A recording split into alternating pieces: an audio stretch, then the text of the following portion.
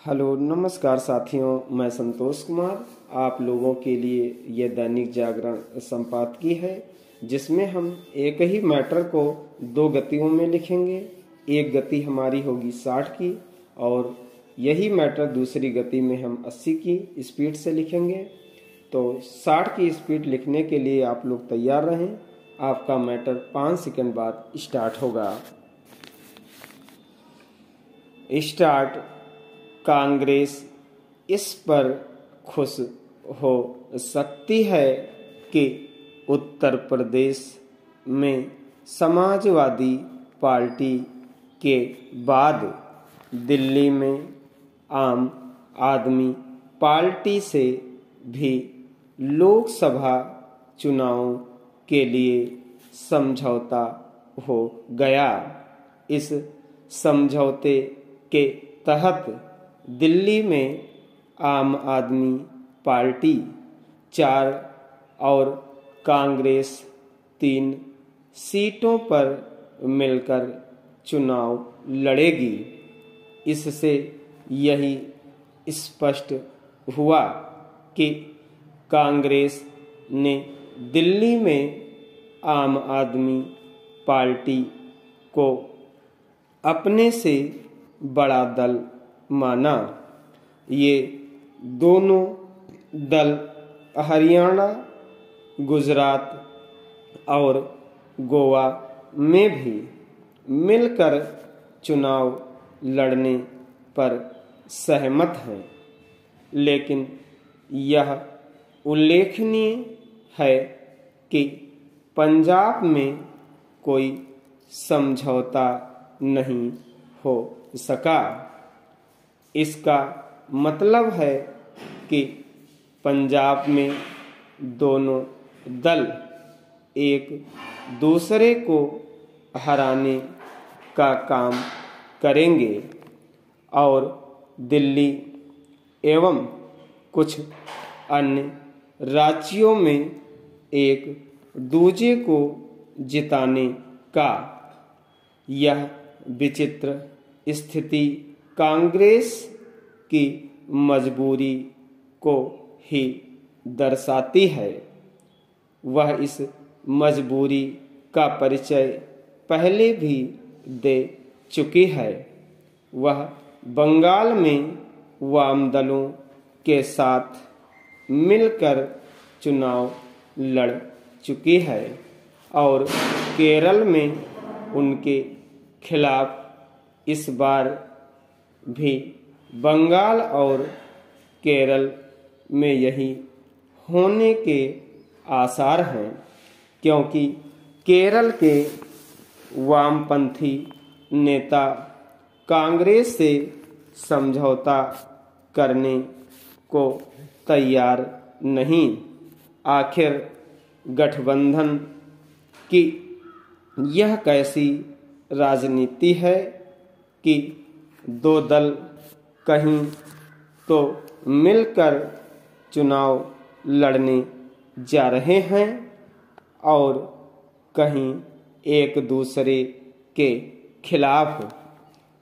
उत्तर प्रदेश में भी कांग्रेस जिस तरह 80 में से महज 17 सीटों पर चुनाव लड़ने पर सहमत हो गई, उससे भी उसकी व्यवस्था प्रकट होती है।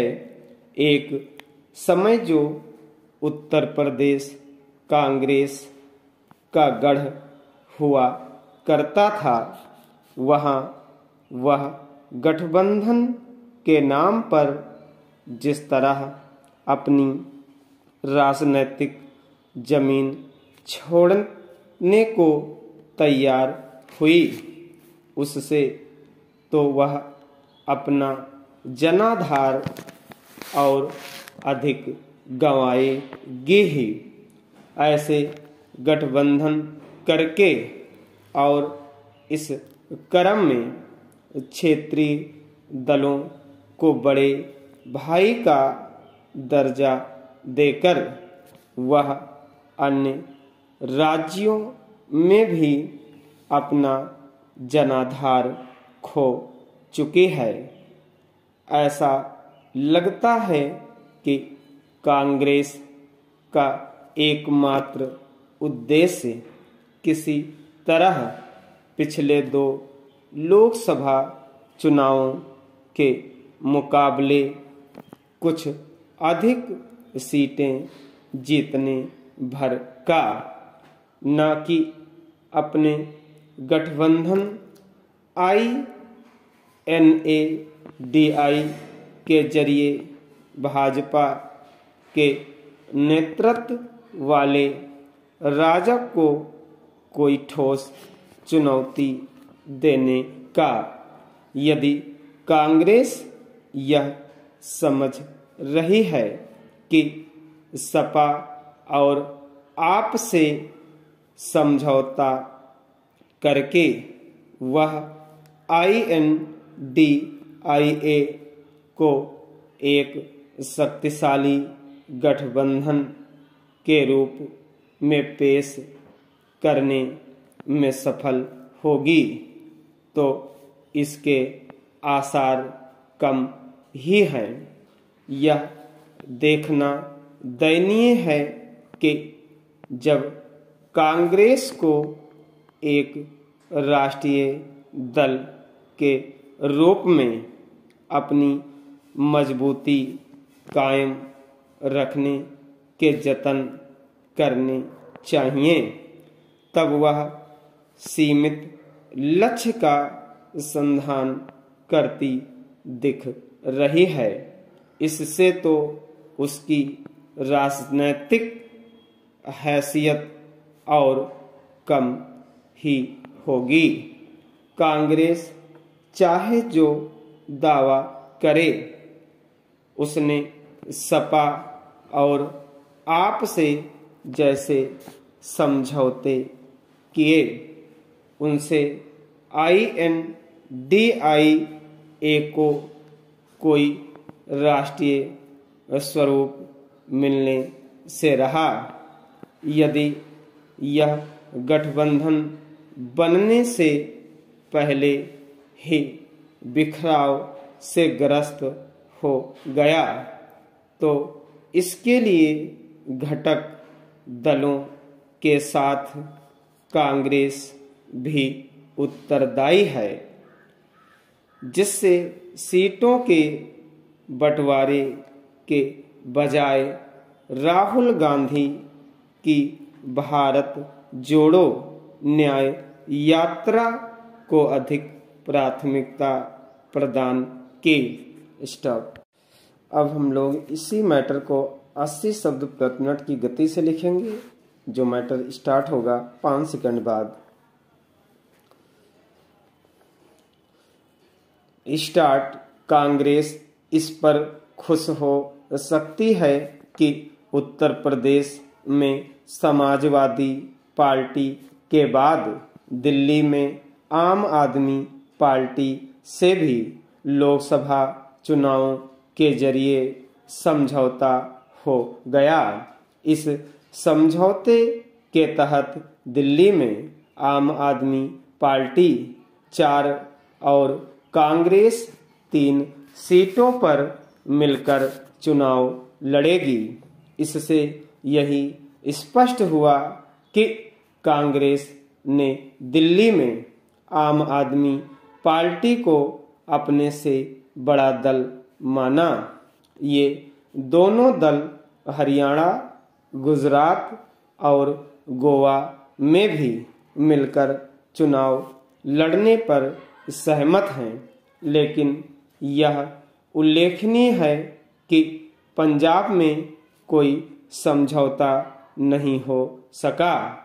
इसका मतलब है कि पंजाब में दोनों दल एक दूसरे को हराने का काम करेंगे और दिल्ली एवं कुछ अन्य राज्यों में एक दूजे को जिताने का। यह विचित्र स्थिति कांग्रेस की मजबूरी को ही दर्शाती है। वह इस मजबूरी का परिचय पहले भी दे चुकी है। वह बंगाल में वाम दलों के साथ मिलकर चुनाव लड़ चुकी है और केरल में उसके खिलाफ इस बार भी बंगाल और केरल में यही होने के आसार हैं, क्योंकि केरल के वामपंथी नेता कांग्रेस से समझौता करने को तैयार नहीं। आखिर गठबंधन की यह कैसी राजनीति है कि दो दल कहीं तो मिलकर चुनाव लड़ने जा रहे हैं और कहीं एक दूसरे के खिलाफ। उत्तर प्रदेश में भी कांग्रेस जिस तरह 80 में से महज 17 सीटों पर चुनाव लड़ने पर सहमत हो गई, उससे भी उसकी विवशता प्रकट होती है। एक समय जो उत्तर प्रदेश कांग्रेस का गढ़ हुआ करता था, वहां वह गठबंधन के नाम पर जिस तरह अपनी राजनीतिक जमीन छोड़ने को तैयार हुई, उससे तो वह अपना जनाधार और अधिक गंवाएगी ही। ऐसे गठबंधन करके और इस क्रम में क्षेत्रीय दलों को बड़े भाई का दर्जा देकर वह अन्य राज्यों में भी अपना जनाधार खो चुकी है। ऐसा लगता है कि कांग्रेस का एकमात्र उद्देश्य किसी तरह पिछले 2 लोकसभा चुनावों के मुकाबले कुछ अधिक सीटें जीतने भर का, न ही अपने गठबंधन INDIA के जरिए भाजपा के नेतृत्व वाले राजग को कोई ठोस चुनौती देने का। यदि कांग्रेस यह समझ रही है कि सपा और आप से समझौता करके वह INDIA को एक शक्तिशाली गठबंधन के रूप में पेश करने में सफल हो जाएगी, तो इसके आसार कम ही हैं। यह देखना दयनीय है कि जब कांग्रेस को एक राष्ट्रीय दल के रूप में अपनी मजबूती कायम रखने के जतन करने चाहिए, तब वह सीमित लक्ष्य का संधान करती दिख रही है। इससे तो उसकी राजनैतिक हैसियत और कम ही होगी। कांग्रेस चाहे जो दावा करे, उसने सपा और आप से जैसे समझौते किए, उनसे INDIA को कोई राष्ट्रीय स्वरूप मिलने से रहा।